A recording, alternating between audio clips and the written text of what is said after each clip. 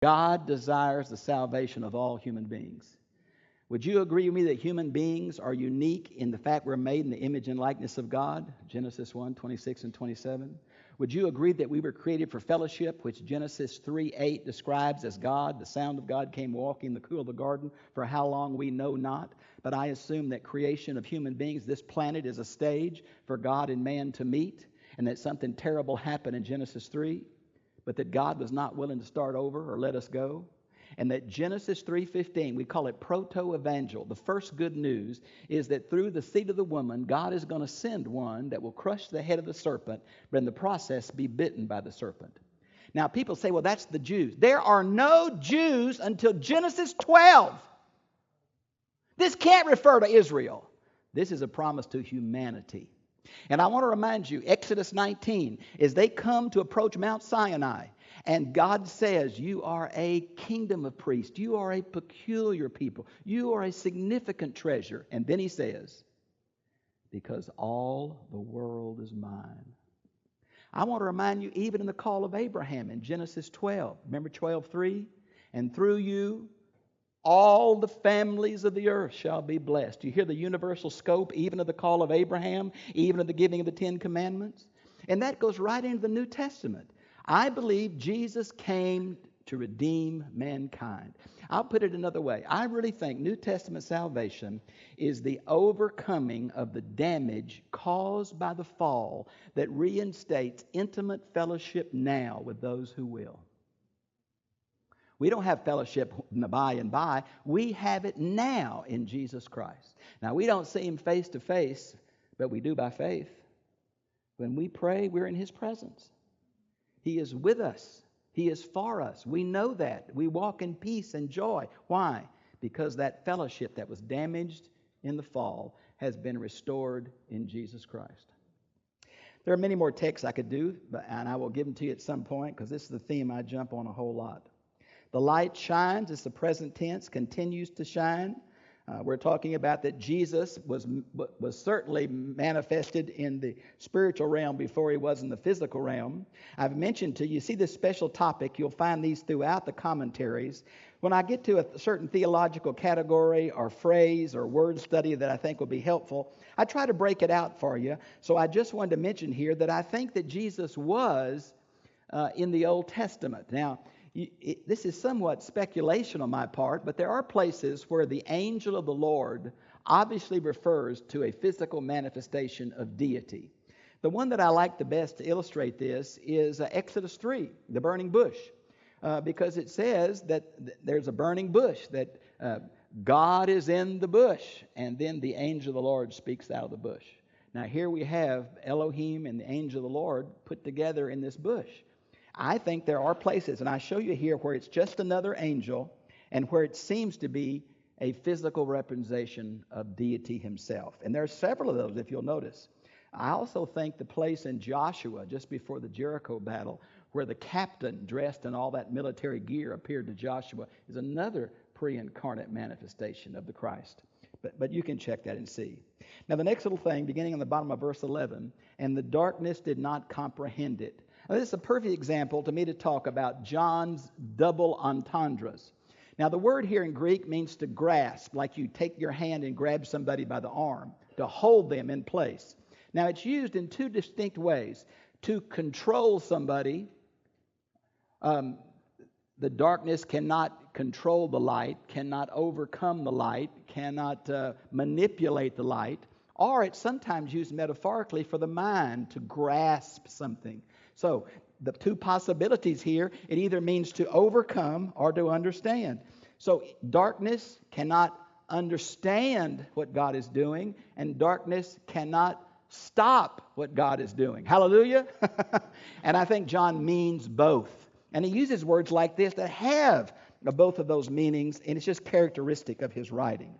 Now in verses 6 through 8 is kind of a parenthesis. It's a parenthesis about John the Baptist. Now, there's maybe two reasons. Number one, I think this may fulfill the Elijah prediction. Elijah will come before the Messiah of the book of Malachi. Or it may be a way for John to kind of weave into his text Here's the truth about John the Baptist. He was subservient to Jesus.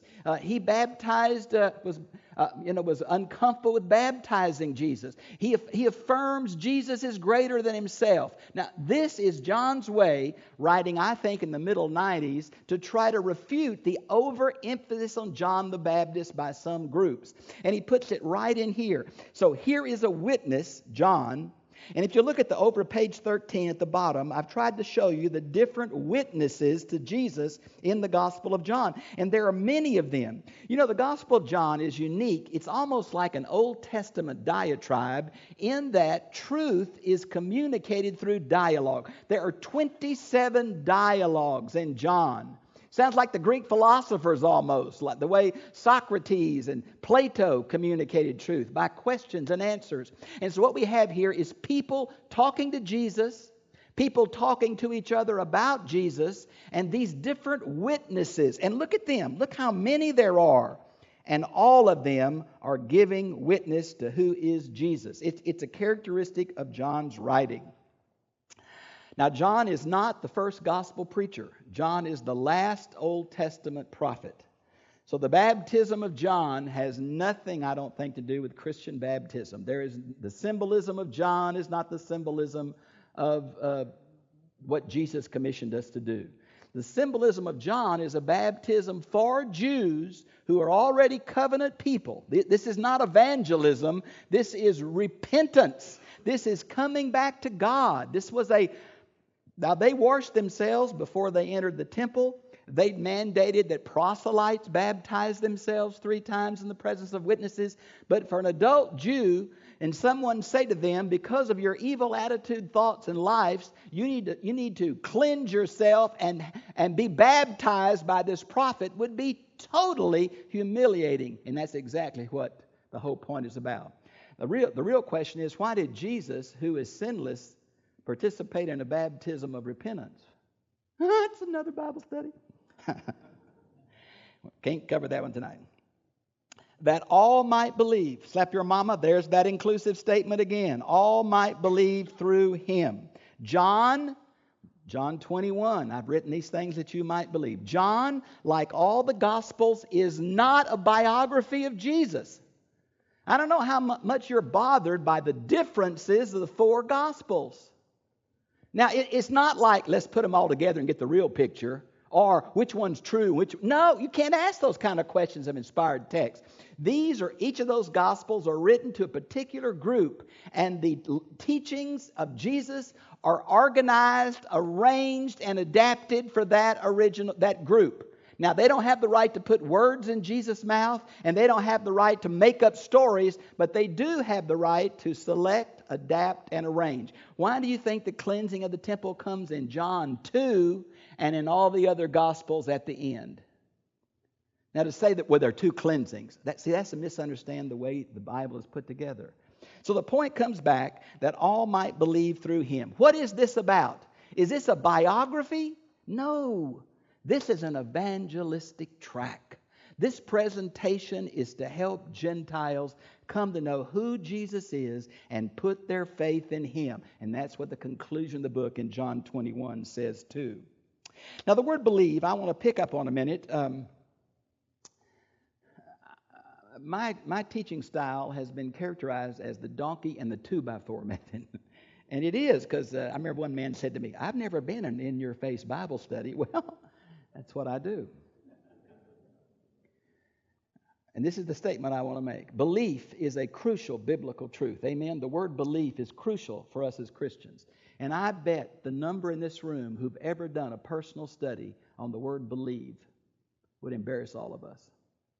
Because what we do is interpret the Bible like the morning newspaper written in English directly to us.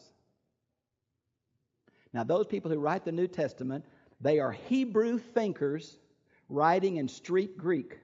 Hebrew thinkers writing in street Greek. So where do you go for the meaning of these words? You do not go to a Greek dictionary or lexicon, because that deals with Greek poetry and Koine Greek from the business documents of the Mediterranean world. You go to the Septuagint, the Greek translation of the Old Testament, which was the translation of the early church. Most of the quotes in the New Testament are from the Septuagint. Not all, but most. So you got to go back and say, what Hebrew word would the word believe reflect? And a form of that word is the word amen. It's the word emoth. In the Old Testament, it meant faithfulness. Originally, it was a person with their legs apart in a stable stance. The opposite would be, my feet were in the miry clay. I stumbled in the road. So Christianity was seen as a steady walk, a straight path, a lifestyle. And somebody who was faithful is how this word is used. Of course, what scares me is faith and belief mean that I have to be trustworthy, faithful, to be God's person? I'm really scared about that.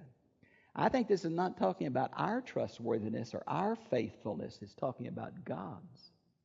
We trust His trustworthiness. We faith His faithfulness. Everywhere in the New Testament, there's one Greek root that's translated three ways: believe, trust, and faith. There's only one Greek root there, and that reflects a Hebrew root. And so what I've tried to do here is on page 13, if you want to read this whole thing, fine, but I want to do E, just to show you in John, we as Baptists talk a lot about a personal relationship. We don't just believe facts about Jesus, we believe in Him. Now notice how John does this. The little preposition eis means into, putting your trust into. Look at the times in John. Into His name, believe into His name, believe in Him, believe in me, Jesus says, believe unto the Son, believe into Jesus, believe into the light, believe into God.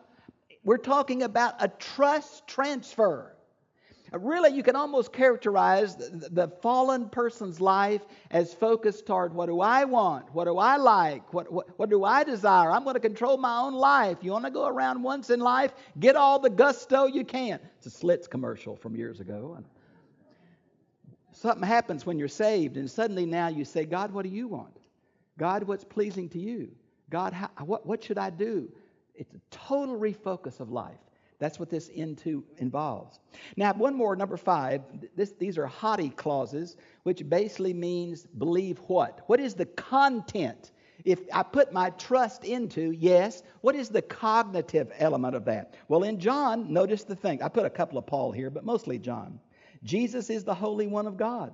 Jesus is the I am, which is a way of reflecting Yahweh. Jesus is the Father. Jesus is in the Father, and the Father in Him.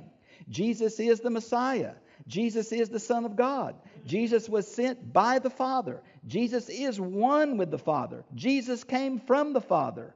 And then Jesus identifies in the covenant name. That's the I am of John 24, where Jesus says, before Abraham was, I am. And they tried to stone Him because He claimed to be God. There's Him taking that covenant name. And we will live with Him. Jesus died and rose again. These are all the haughty phrases that characterize what belief in Christ involves. So to say I get goosebumps when I sing Jesus Loves Me, no, that's not it. That's not it. It's not how high we jump. It's why we jump and who we jump for. I mean, there's a lot of enthusiasm, but enthusiasm is not automatically from God.